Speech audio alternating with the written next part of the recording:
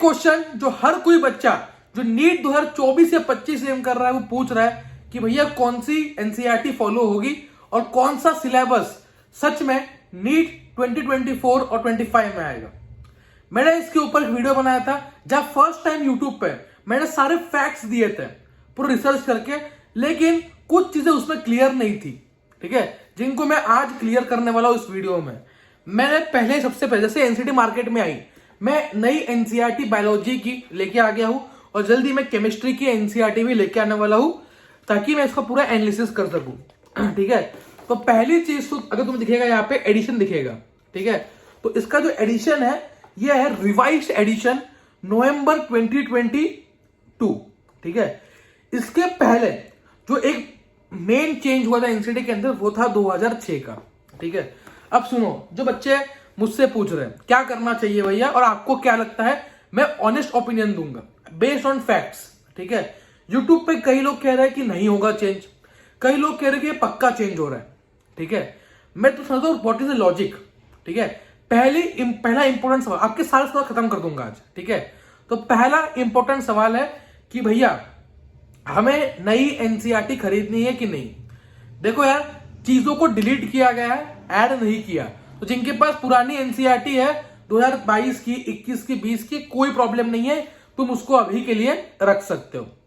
अब सेकेंड है कि ये अपडेट कब तक मिलेगा, ठीक है।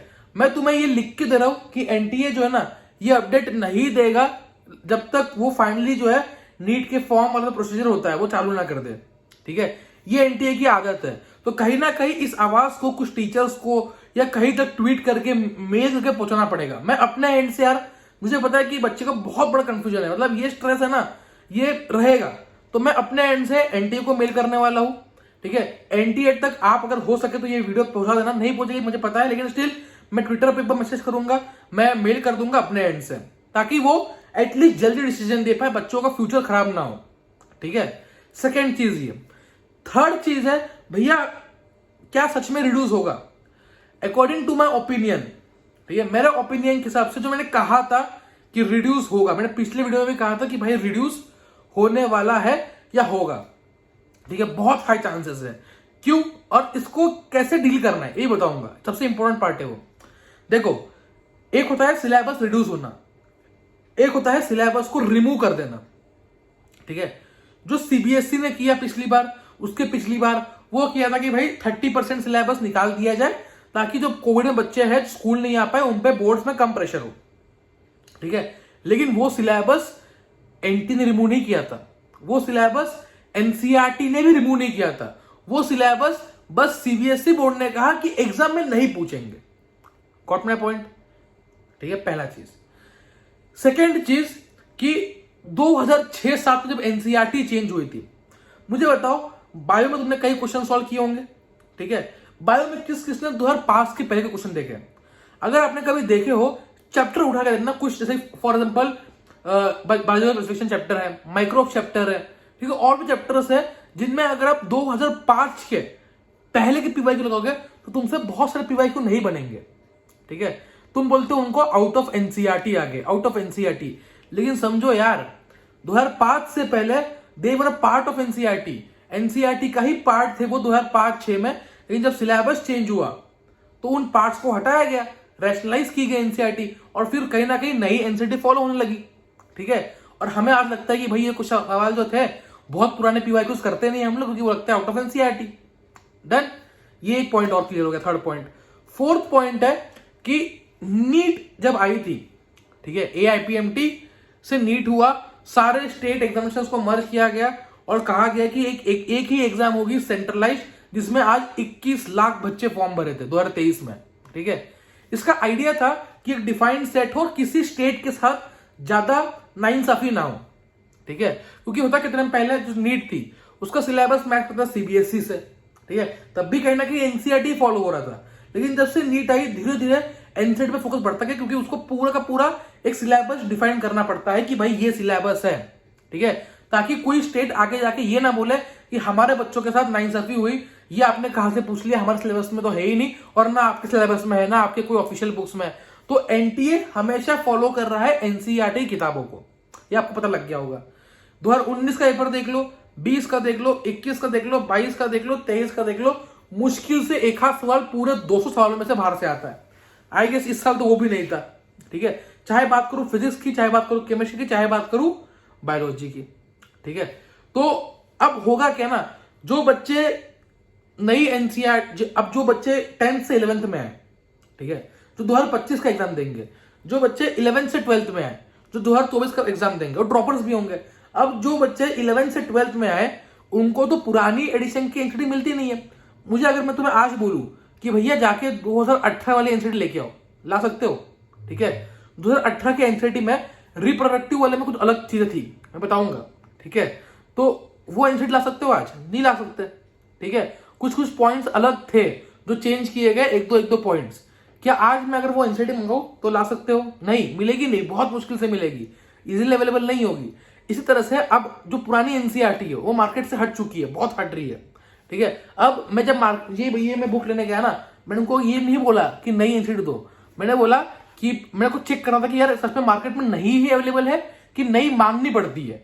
तो मैंने उनसे पूछा कि मुझे क्लास 11th एंड क्लास 12 की जो ना एनसीईआरटी चाहिए बायोलॉजी की, तो उन्होंने यही ला के दी। तो मैंने सबसे पहले क्या किया, इंडेक्स खोला, चैप्टर कितने हैं, तो समझ गया कि चैप्टर जो थे पहले 11th में 12 16 चैप्टर्स थे, अब चैप्टर जो है वो 13 रह गए।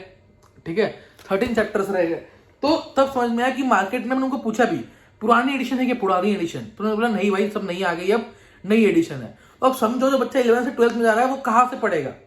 अब एनटीए अगर बोलता भी है, मान लो तुम हाइपोथेटिकल लेते हो कि एनटीए बोलेगा कि नहीं डाइजेशन ये चैप्टर्स जो डिलीट किए गए, पी ब्लॉक आधा रिमूव कर दिया है, केमिस्ट्री ने रिमूव कर दिया है, उसकी पूरी लिस्ट दूंगा मैं, पॉलीमर रिमूव कर दिया है, ये रिमूव कर दिया है, बहुत चैप्टर रिमूव किया। ठीक है, अपने को लग रहा है कि भाई ये तो बहुत खतरनाक चैप्टर रिमूव किया, लेकिन ठीक है, ठीक है, चीजों को रैशनलाइज करना है तो उन्होंने रैशनलाइज कर दिया और अच्छा कर दिया, लेकिन समझो। ठीक है, अब एनटीए अगर इनमें से पूछेगा तो क्या डिफाइंड लिमिट होगी। ठीक है, एक स्टेट बोर्ड वाला बोलेगा कि हमारे बुक में तो ये क्वेश्चन है ही नहीं, ये इस स्टेट बोर्ड से आया, ये इस स्टेट बोर्ड से, तो ये झगड़े होंगे। ठीक है, तो एनटीए एक प्रिस्क्राइब्ड, एक डिफाइंड सिलेबस से ही सवालों को पूछने का पूरा कोशिश करेगा। ठीक है, एनटीए नहीं चाहेगा कि ऐसी कोई बुक, ये सिलेबस रिड्यूस नहीं हुआ है, इस सिलेबस को रिमूव किया गया है, या फिर सीबीएसई आके नहीं बोली है कि भाई मैं इस साल 12th में ये टॉपिक्स नहीं पूछूंगा, इस बार एनसीईआरटी जो पब्लिकेशन है उसने ही निकाल दिया है।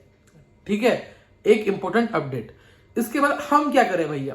ठीक है, अब मैं तो ध्यान से सुनना। अब देखो, जब सिलेबस रिड्यूस होता है पेपर इन डेप्थ बनता है, पेपर इजी ही होगा।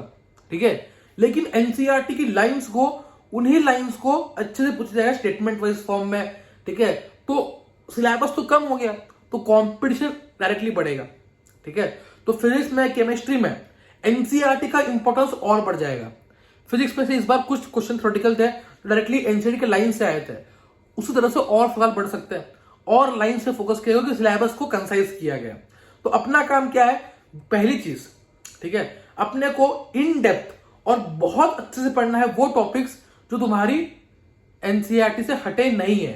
ठीक है, जो न्यू एनसीईआरटी में अभी भी है, 16 में से 3 चैप्टर अभी भी है ना इसके अंदर। ठीक है, 16 में से 13 चैप्टर अभी भी है, 3 ही हटाए गए, तो उन 13 को तो बहुत बड़ी तरह से करना है, लाइक ईच एंड एवरीथिंग। ठीक है, ईच एंड एवरीथिंग।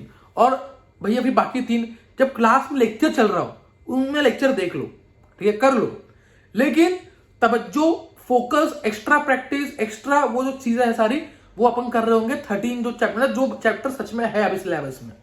ठीक है, और ये मैं चाहूंगा कि एवरी एजुकेटर, यूट्यूबर, क्योंकि होता ही, अगर आवाज उठाएंगे ना तभी रेस्पॉन्स मिलेगा, वरना एंटी शांत बैठी रहेगी और बोलेगी लास्ट में देखा जाएगा, जो होगा जो देखा जाएगा। तो एटलीस्ट मुझे पता है कंट्रोवर्सी सब लास्ट में करते हैं, सबको लास्ट में व्यूज चाहिए होता है, लेकिन सबसे मैं रिक्वेस्ट करूंगा कि प्लीज अभी थोड़ा सा एंटी को अपनी तरफ से मेल करे, लोगों को जोड़े की और बताए कि सीरियसनेस है। ठीक है, अगर तुम्हें दिसंबर जनवरी पता लगेगा कि भाई ये 20 चैप्टर भी आ रहे हैं, तो दिमाग खराब हो जाएगा। ठीक है, अब मुझे लग रहा है कि कहना कि जो बुक्स बनेंगी, ठीक है, जो पब्लिकेशन की बुक बनेंगी, जो कोचिंग में पढ़ाया जाएगा, बहुत सारी जगह पे ना इन चैप्टर्स को इग्नोर किया जाएगा। ठीक है, ये होगा, नेचुरली होगा। ठीक है, लोग बोलेंगे कि भाई जो चैप्टर सच में सिलेबस में है, जो एनसीईआरटी में है, उनको पहले कर लेते हैं, बाकी जो रैशनलाइज कंटेंट है वो बाद में करेंगे। देखो, टेक्निकली तुम्हें पूरा करना है, अभी के लिए बता रहा हूं, टेक्निकली तुम पूरा कर सकते हो, लेकिन दिमाग में हमेशा रख के रखना कि भाई सिलेबस जो रैशनलाइज्ड है वो अपनी प्रायोरिटी है, उसको इन डेप्थ करना है, ठीक है। जो नहीं है उसको थोड़ा सा तुम फलके में सकते हो। अगर मान लो एनटीए गधापंथी करके लास्ट में बोलता था कि पूरा सिलेबस है, ये हमारा डिस्क्राइब्ड है, पूरे एनसीटी के पुराने चैप्टर दे दिए मान लो, ठीक है, तो तुम क्या कर सकते हो भाई, बाकी फिर तुम लास्ट के एक आध महीने में कर सकते हो, मतलब जनवरी वगैरह में। तो सबसे बढ़िया चीज है एनटीए अभी रेस्पॉन्ड कर दे, ठीक है। अभी अपने को फोकस करना है जो सिलेबस कम हुआ है उस वाले पोर्शन पे ज्यादा, ठीक है। कंसेप्ट क्लियर करते चलो और अपने पढ़ाई को अच्छे जारी रखो, ठीक है। चलो all the best, bye bye, मिलते हैं नेक्स्ट वीडियो के अंदर, ऑल द बेस्ट।